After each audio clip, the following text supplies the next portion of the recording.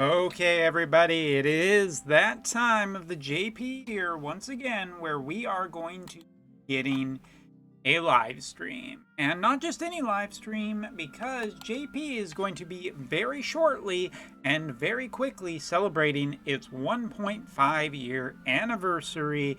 That's right. So, this is kind of an announcement for the live stream, and thankfully, they are changing the schedule a little bit. I really don't like Saturday live streams, mainly because I'm busy on the weekends now, so it's really hard to be able to cover them and do a summary video after, just because the timing doesn't necessarily work for me.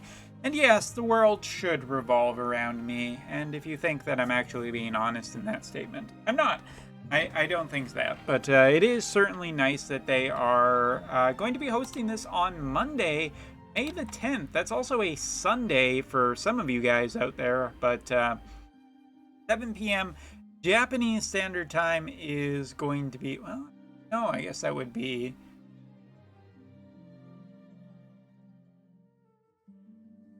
Doesn't matter. Anyway, so yeah, 7 p.m. is an hour earlier start than it usually is, and it's about 3.5 hours earlier than my regular stream, which basically means I'll be streaming 4 hours earlier for this thing, because I will be covering this.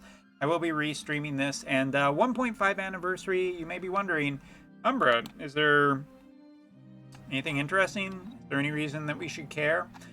It's kind of hard to tell.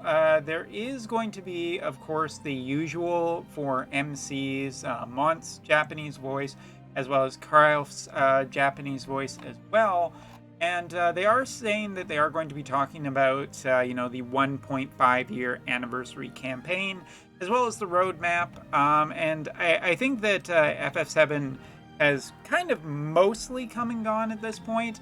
That this should be a pretty expected thing, that we're going to see something in terms of a 1.5 year anniversary character. Also, the like the current banners are going to have been up for a few days, so I think it's well within the possibility that we are going to see our 1.5 year anniversary special character. It should be noted too that scrolling down just a little bit through here, right here, we do have a mystery voice actor, and this is probably to do with whoever is going to get a new character announced. The bets could be anything at this point. It's been like 1 year since the voting campaign, pretty much. So Glassy is more than likely that this could be it, because it's just been way too long. We haven't heard anything. So I think it's about time that they finally show that off. And that's a pretty solid bet. Other solid bets could be Jaden. It could be any of the OS Nation from Book 2. It could be a lot of different characters. So there's a fair amount of stuff, but I think Glassy or Jaden are probably the most likely bet. And we'll have a new double-costed character, I feel like, announced before the end of this live stream. Yeah, probably just to do with the 1.5 anniversary. And who knows, we might even see some Brave Exvius characters. Usually, last year, taking a look at what we got at the 1.5, like Idira was kind of the last one to end up happening right before the anniversary, and then we got into Glassy as well.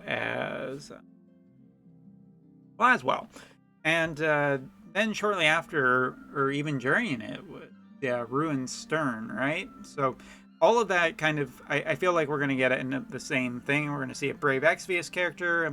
Right now, you know what, I'm just going to say it.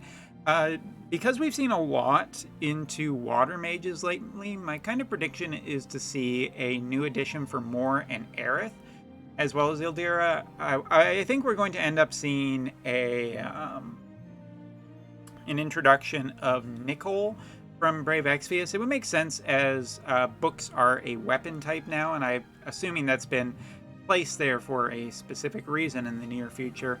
Nicole would fit right into what is going on in the water element currently, with mages being a primary focus of that element. Continuing on, it'll be interesting to see, but Jaden is a primary character now in the main story, and I don't think it's too unreasonable for them to just put him as a character. It could be a combination of many of these things. It could be 3 characters. We'll have to wait and see, but won't have to wait too long because this live stream, basically. All right, continuing.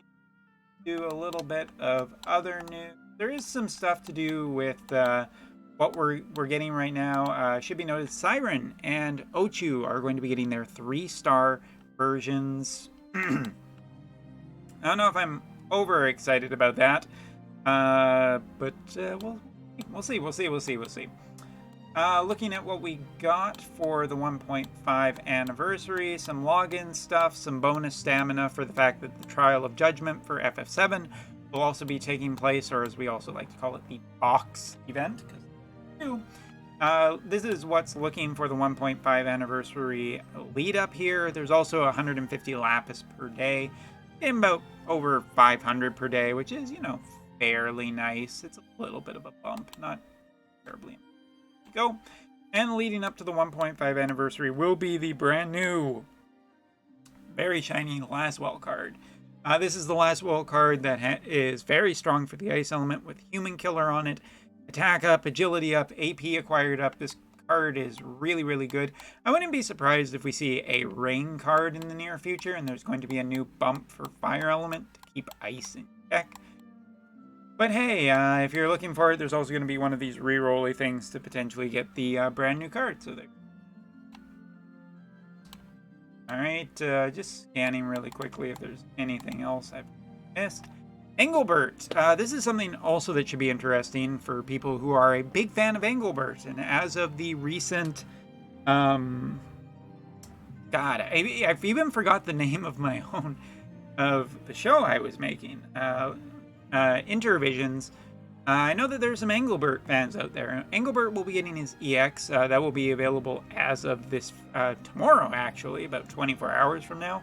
So we'll have a better idea of what his EX looks like, as well as Vina, as well as Surge's. And it should be noted that EGBERT is going to be getting a Gil banner or gold banner to end up getting extra character shards of him.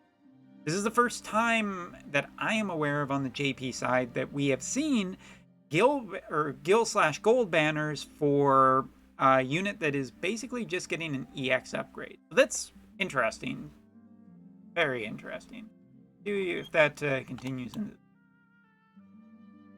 And yeah, the FF7 Remake will be getting a box event. I already talked about that. Lots of bonus units, mostly the FF7. Tifa is an extra large bonus, so that's great news for anybody has been who got Tifa, which is everybody, so great. And the Shinra bangle is the piece of equipment you'll get off of it. Unlike FF4 or FF10 have only one of these two.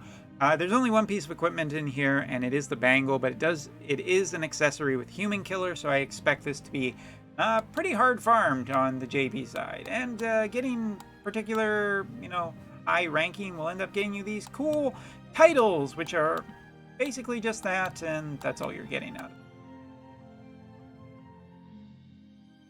Interesting, my mouse is not working. Yes, and a new bit of story will also be coming, and I talked about that in the audio issue.